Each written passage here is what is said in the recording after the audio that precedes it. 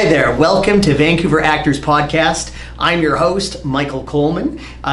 We have created this podcast as a mean to diversify, unify, and strengthen the actors community here in our wonderful local industry. We'll have different guests come on from different paradigms and different peer sets in our groups, and we're going to share some of the experiences that some of us have had from every level of development, from the newest actors to those of us that have maybe had an opportunity to have been around a little longer and maybe spend a little more time on set or in the sound studios. One of the recurring things that I found early on in my career was that if I came from a place of authenticity, there was never ever any hesitation from those that have had success before me to share some of their information or skill sets or ideas to allow me to reach the same levels of success or more. And hopefully this podcast shares some of that with everybody else here, because I really do firmly believe that if we have a more informed, better educated, more confident community or base of talent to choose from, more productions will come here. We're already one of the largest destinations in the world for film and television, but the more we diversify and strengthen our talent pool will increase the opportunities for us to not only see more roles, but hopefully bigger roles, and perhaps even start generating more work ourselves out of Vancouver, British Columbia. So there's a lot of different things we're going to work on and go through in the podcast. One of the things I'd like to do right out the gate is invite you to send us your ideas, because I never have a shortage of things to say, as anybody who knows me can attest to. But if you have something you'd like to know, or if you have something you'd like to discuss, or if you'd like us to have a guest, I would love for you to send us your questions or your thoughts. You can send it to our producer, Lydia Rimmer, at storyinstitute.ca. So that's Lydia L-Y, why? Because we love her,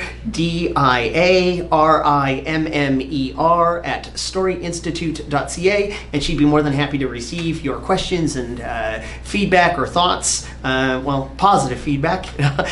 So we're going to go through a few things here today, again, to just kick things off and hopefully increase our level of confidence in the audition room right away, and maybe shift our paradigms or the way we see ourselves in various aspects of this process. So one of the things that we like to do here is to talk about changing your audition success rate to 100%. And it's a difficult thing to say, because I think a lot of people's initial instincts are that's an impossible success rate to have. Nobody auditions with a 100% success rate. But I would actually say most people I know that have had a level of success have a success rate of 100%. And the whole thing is you need to shift your ideas on what a success rate is. If you are defining your success rate as did I book the role or not, then yeah, that's a near impossible success rate. There's only one actor that I know in the history of film and television that has that,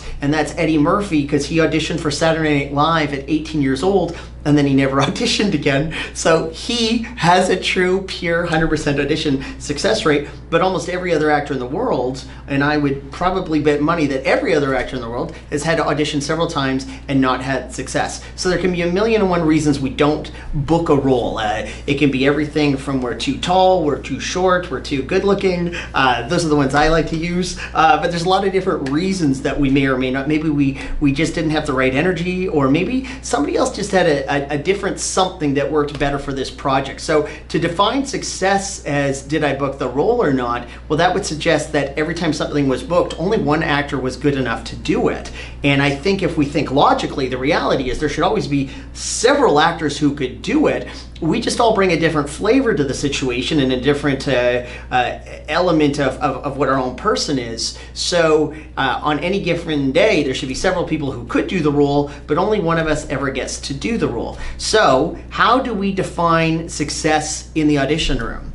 What I would offer as perhaps a new way of looking at it is, did you do what you meant to do? Did you do what you meant to do? Did you feel the performance served the story? And were you capable of direction? And that's about it. Because that's all we can ask for. If you do that every single time, if every single time you walk into an audition room and you're truly, sincerely able to honestly assess whether or not you served the story and whether or not you were able to not only understand, but to effectively apply the direction, then I would suggest that counts as 100% success rate. If we try to do this any other way, we are going to absolutely kill ourselves. It is far too hard to say the only time I did good is if I booked the role. The reality is you should do good every single day. If you make every single one of your auditions the big one day it will be. And then hopefully it is time and time and time again. So let's go through a few of the things that you can control. Because to say, what do casting directors like, or to ask, what do casting directors like, is a really difficult question to ask, because that would be like saying, what do people with brown hair like to eat in their taco? It's a subjective thing, and everybody is going to have a different idea about what makes a story work or what their process is. And I think it's our job as the actors, where we're just here to serve the story and to bring in an interpretation or a representation of the text and the idea that was presented by the producers and the writers. I think the only thing we can ask of ourselves is to supply the casting directors and the production companies with a performance that serves the story. And I think that is, again, how we define success. So let's ask ourselves, what can we owe every single casting director, knowing that they'll all have subjective differences in terms of how do they feel about props, or what do they feel about buttons at the end of a scene, or there's a million and one different conversations we've had forever. But I think one of the consistent things we can say is there are probably 4 pillars that we owe every single audition we have. Number 1 is be on time. Be on time.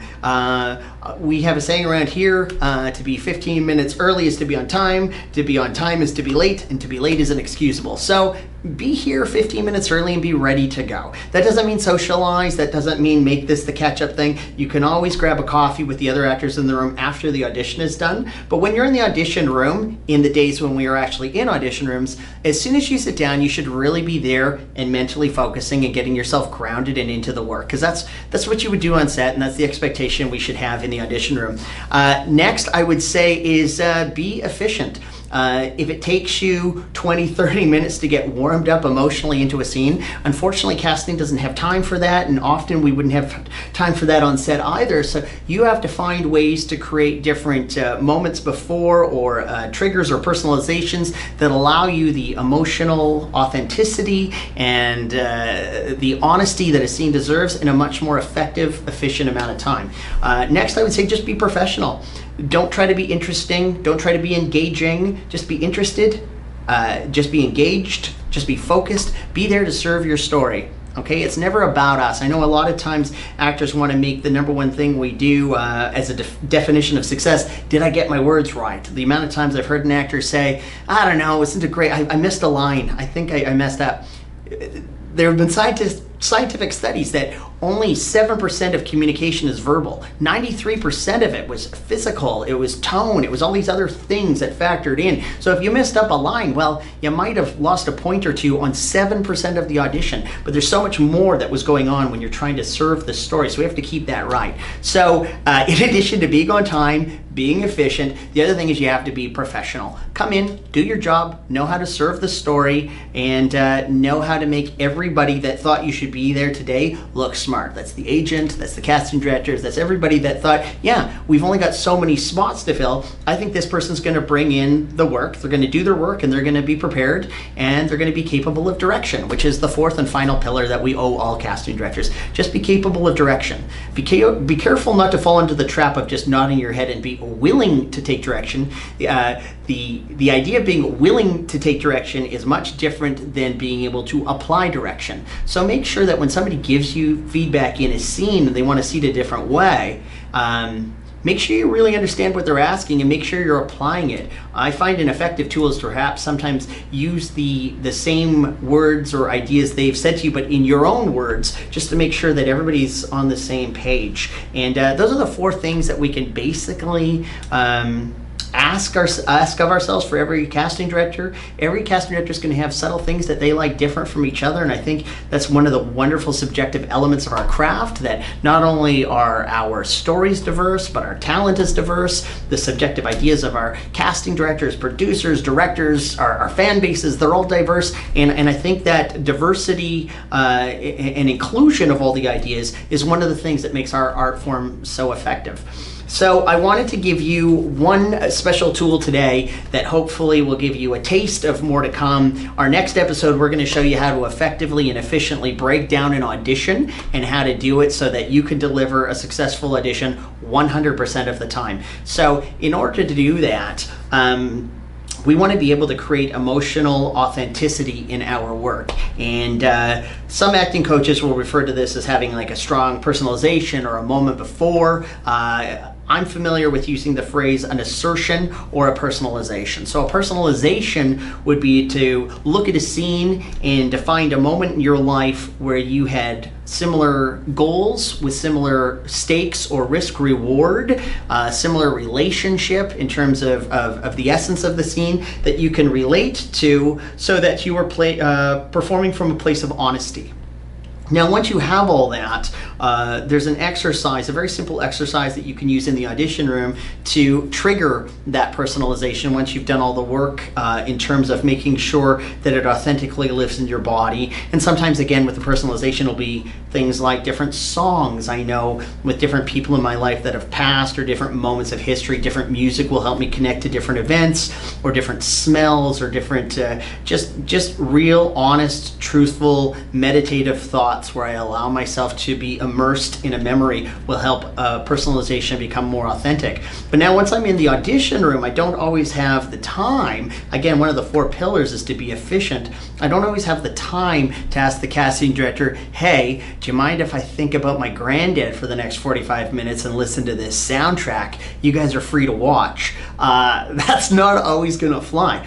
So we use what's called an assertion. An assertion is a simple sentence that allows you to put yourself in the right emotional state of mind, and that is, I am, and then you insert the character's name, and the world is, and how you feel about the world in that moment in the scene. So it might be something like, I am Harry Potter, and the world is so frustrating right now. Now, again, you would never say that out loud. It would look ridiculous in the audition room, but you could say that over and over in your head until you have the right emotional mindset or authenticity in your feelings to properly deliver that. So those are little tiny flavors of the assertion and the personalization, and we're going to go into that a little bit more detail next week or next episode in what we call the Great Opera. So there's a million and one things that an actor can learn to make their performances strong, believable, authentic, accessible, have universal themes that we can all relate to. We've broken down 10 different ideas that we feel if you do these 10 things, it's not all you need to know, but it would be impossible to have a bad audition. It would be impossible to not serve the story if you didn't do those 10 things. So we're going to do that in our next podcast, where we introduce that element of the process. And over the course of this program, we're going to have different guests come in and different perspectives, from directing to producing to various series leads to people brand new. And we'd like to create an opportunity for this to be something we all collectively do. So please, again, share your thoughts with Lydia at Lydia Rimmer at storyinstitute.ca. We'd love to get your thoughts or questions, and we'll hopefully be able to answer a bunch of them here on a segment at the end of each podcast. And our goal, again, is to strengthen, diversify, and create a greater sense of inclusion for our people, because we really are one of the most, we're one of the stronger cities in the world for film and television, and you've seen countless actors that got their start here and have gone on to bigger careers down in Los Angeles, all around the world. And the feedback we consistently get when we're on set is that this is a group of people that people like to work with on and on again with in terms of cast or crew. And we just want to create this podcast to further develop and enhance and strengthen our local community. So that's all we're going to do for today. This is our very first podcast. This is our first episode. We're going to get much more diverse. We're going to have a lot of different elements in terms of exercises and skill sets and interviews and guests. And that's what we're going to do each week. I'm going to give you one last thing. This is something that you can think about for next week. And this is an exercise I do to help myself find out what the story is really about, or how do I find that I'm in the right ballpark or the right zone as I get into what we'll describe later as the great opera. And it's something called the essence exercise. So the essence exercise would be to read the scene through a couple times and try to figure out what is the essence of the scene. Is this have you been betrayed by your best friend? Is this experiencing your first kiss?